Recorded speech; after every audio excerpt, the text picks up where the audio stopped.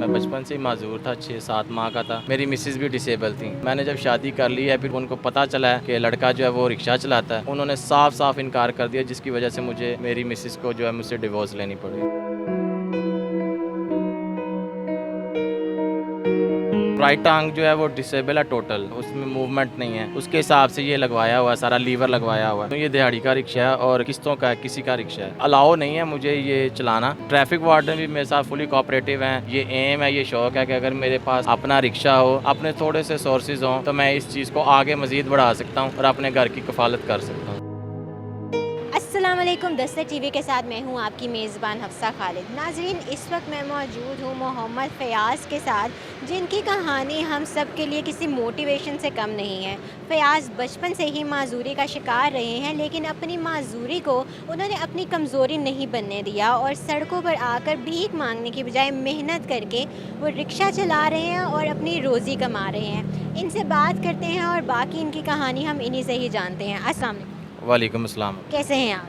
अल्हम्दुलिल्लाह, शुक्र अल्लाह। अच्छा फ़याज़, मुझे थोड़ा सा बताइए, जैसे अभी आपने हमें बताया कि बाय बर्थ आप माजूरी का शिकार रहे हैं, तो इस सब में आपका फैमिली का आपकी तरफ क्या रुझान रहा है? फैमिली ने किस हद तक आपको सपोर्ट किया है? जी बिस्मिल्लाहिर्रहमानिर्रहीम। अच्छा, आप ही ऐसे है कि मैं बचपन से ही माजूर था, 6-7 माह का था। जब मेरी वालदा मुझे अभी बताती हैं कि बचपन से माजूरी थी, तो मैं बड़ा इलाज करवाया, 10-15 साल इलाज करवाया। उसके बाद फिर मैं जो है 7-8 दफ़ा मेरी वालदा ने मुझे कुरान पाक की जो है वो पढ़वाया है, और मैंने दुनियावी तालीम भी हासिल की है, आई.कॉम किया है, मैट्रिक किया है। इसमें मेरे भाई जो हैं वो फुली सपोर्टेड रहे हैं, मेरे वालिद साहब हैं फुली सपोर्टेड रहे हैं, मेरी वालदा हैं वो फुली सपोर्टेड रही हैं। अच्छा, हमने सुना है कि आपकी शादी भी हुई थी और अब आपकी बेगम आपके साथ नहीं रहती हैं। जी, आप ये एक अच्छा क्वेश्चन है। पहले मैंने जब शादी की थी, कोर्ट मैरिज की थी, मेरी मिसेज़ भी मर्ज़ी की शादी थी? जी लव मैरिज थी मेरी मिसेज़ भी डिसेबल थी। तो मैंने जब शादी कर ली है, फिर उनके कुछ फैमिली में मैंने कहा डिस्कस आप करें। जब मैंने ये तकरीबन साल डेढ़ 2 साल हो गए, मैंने जब ये रिक्शा स्टार्ट किया है एक दोस्त की जो है वो सपोर्ट के साथ, तो उस वक़्त जब उनको पता चला है कि लड़का जो है वो रिक्शा चलाता है, तो उन्होंने साफ साफ इनकार कर दिया, जिसकी वजह से मुझे मेरी मिसेज़ को जो है मुझसे डिवोर्स लेनी पड़ी। ओके। अच्छा, हमने अभी आपके रिक्शे को देखा है, ये थोड़ा-सा डिज़ाइन इस तरह से हुआ हुआ है कि आप आसानी से इसको चला सकें। हमें थोड़ा-सा बताइएगा इसमें नॉर्मल रिक्शे में और आपके रिक्शे में क्या डिफ़रेंस है? जी, अभी इसमें डिफ़रेंस ये है कि पहली बात तो मैं ये बता दूँ, ये दिहाड़ी का रिक्शा है और किस्तों का है, किसी का रिक्शा है। मैंने उनसे जो है किसी दोस्त के कहने पे ये रिक्शा लिया हुआ है, ठीक है। मैंने इसकी जो मेरी राइट साइड की टांग है, चूँकि आपको बता चुका हूँ डिसेबिलिटी है, तो राइट टांग जो है वो डिसेबल है टोटल, मतलब उसमें मूवमेंट नहीं है। उसके हिसाब से ये लगवाया हुआ है, सारा लीवर लगवाया हुआ है, और जो लेफ़्ट टांग है वो गियर डालने के लिए वो बिल्कुल ठीक है। थोड़ी सी चेंजिंग ये है, और डिस्क ब्रेक है इसको मज़ीद थोड़ा सा बेहतर करवाया हुआ है ताकि हादसा से बचा जा सके। अच्छा, आजकल ट्रैफ़िक रूल्स काफ़ी ज़्यादा स्ट्रिक्ट हो चुके हैं, तो जो ट्रैफ़िक वार्डन्स होते हैं या हमारी जो भी अथॉरिटीज़ हैं, उनकी तरफ से आपको कोई सपोर्ट है या कभी कोई इशारा वगैरह तो नहीं काटा, चालान तो नहीं कराया? हाँ, नहीं, आप ही इशारा तो नहीं काटा, मैं रूल्स ऑफ रेगुलेशन को फॉलो करता हूँ। रूल्स जो है वो सबके ऊपर इम्प्लीमेंट होने चाहिए, मेरे ऊपर भी, सबके ऊपर भी।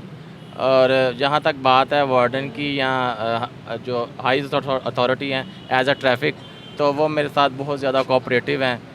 जैसे एलटीसी वाले हैं, वो भी मुझे डिसेबल देख के तो मुझे कहते हैं, अप्रिशिएट करते हैं, साथ में ये कह भी देते हैं कि बेटा आपने ख़ुद एहतियात करना है। हालांकि अलाउ नहीं है मुझे ये चलाना, और मैं फिर भी जो है इसको जो है हिम्मत के साथ चला रहा हूँ। ट्रैफिक वार्डन भी मेरे साथ फुली कोऑपरेटिव हैं, एलटीसी वाले भी, अगर कोई और भी मामला तो सारे मेरे साथ बहुत ज़्यादा प्यार करते हैं। अच्छा, आपने कहा अलाउड नहीं है, मतलब माज़ूर अफ़राद जो हैं वो रिक्शा नहीं ड्राइव नहीं कर सकते। जी, आप ही रिक्शा ड्राइव नहीं कर सकते, वो स्पेशल व्हीकल जो है ना वो उसको यूज़ कर सकते हैं, जैसे बाइक है, और वो अपने लिए ही यूज़ कर सकते हैं, नॉट अ पब्लिक। तो पब्लिक के हवाले से हमारा लॉ भी यही कहता है कि अगर मैं इसमें फ़िट हूँ, अभी मैं ये मैसेज भी देना चाहूँगा अगर आपकी इजाज़त हो, तो मैं जो है लाइसेंस बनवाने के लिए भी गया हुआ था। उन्होंने मेरा जो मेडिकल है वो सारा जो है वो मेडिकल किया है, उन्होंने मेरा disable certificate, disable ID card, सारा कुछ चेक किया। अब उन्होंने मज़ीद जो है एक और मेडिकल का जो पेपर है वो मुझे दिया है, और देन उन्होंने कहा सीटीओ साहब जो है, सीटीओ लाहौर जो है, वो चेक करेंगे, फिर वही आपको अथॉरिटीज़ देंगे कि आप ये रिक्शा जो है वो चला सकते हैं। यानी कि पूरी चेक एंड बैलेंस के साथ ये तो बड़ी एक अच्छी चीज़ है हमारी अथॉरिटीज़ की तरफ से भी कि उनको पब्लिक का काफ़ी ज़्यादा ख्याल है। अच्छा मुझे बताइए कि घर में कौन-कौन है आपके? घर में मेरी ट्विन सिस्टर्स हैं और मेरी वालदैन हैं और मैं हूँ। भाई मेरे जो हैं वो शादीशुदा है, वो अलहदा रहते हैं। अच्छा यानी कि घर की जितनी भी आपकी ज़िम्मेदारी है वो सब आप ही के ऊपर है। बहनों की शादी करना, बहनों को पढ़ाना, लिखाना, खाना-पीना, माँ-बाप के लिए सब आपने ही करना। जी अल्हम्दुलिल्लाह, बहनों ने जो है वो 2 जुड़वा बहनें उन्होंने मैट्रिक किया है। एक सिस्टर की शादी जो है वो हमने पहले से ही लास्ट 5 ईयर कर दी हुई है। अभी रिसेंटली एक सिस्टर की शादी हुई है। मदरसे में वो आती हैं, जहाँ तक जो है मदरसे में आना-जाना, उनके जो इस्लामिक अखराजात है वो मैं पूरे करता हूँ अपने वालिदैन के और अपनी सिस्टर्स के। घर का खर्चा आसानी से हो जाता है या मुश्किलात आती हैं? देखिए अभी मुश्किलात तो आती हैं, एक आम पर्सन के लिए भी मुश्किलात हैं, मेरे लिए भी मुश्किलात ज़रा थोड़ी-सी ज़्यादा होती हैं, लेकिन आई कैन हैंडल दिस। मैं अल्लाह का शुक्र अदा करता हूँ, मैं इसको जो है वो अच्छे तरीके से निभा रहा हूँ, चला रहा हूँ। अच्छा ये रिक्शा जो आप चला रहे हैं, पढ़े लिखे हैं आप, ठीक है, कोई भी आपको नौकरी भी मिल सकती है, तो किसी नौकरी के लिए क्यों अप्लाई नहीं करते आप? जी अभी क्वेश्चन अच्छा है, लेकिन मुल्क के हालात जो हैं वो आपके सामने हैं। मैंने मैट्रिक किया, फिर आईकॉम किया, फिर डिफरेंट डिप्लोमास किए हैं और उसके बावजूद जो है मैंने तकरीबन 30 अबव जो है वो डिपार्टमेंट में as a disable quota apply किया है, लेकिन मुझे जॉब नहीं मिली। ये वज़ीर आला पंजाब साहब भी सुन रहे हैं, हाइज़ अथॉरिटीज़ भी सुन रही हैं, मुझे किसी ने नहीं जॉब दी।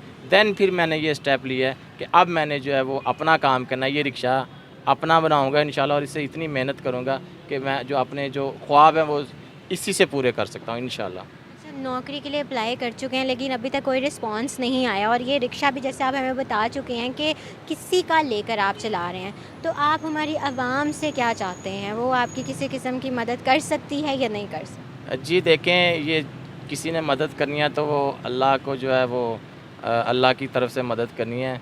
अब मैं एक पुअर फैमिली से बिलोंग करता हूँ, लेकिन मेरा अल्हम्दुलिल्लाह ये एम है, ये शौक़ है कि अगर मेरे पास अपना रिक्शा हो, अपने थोड़े से सोर्सेज़ हों, तो मैं इस चीज़ को आगे मज़ीद बढ़ा सकता हूँ और अपने घर की कफ़ालत कर सकता हूँ। तो नाजरीन ये थे मोहम्मद फ़याज़ जिनकी कहानी आपने जानी। माजूरी का ये शिकार हैं, घर की कफ़ालत की ज़िम्मेदारी इनके ऊपर है।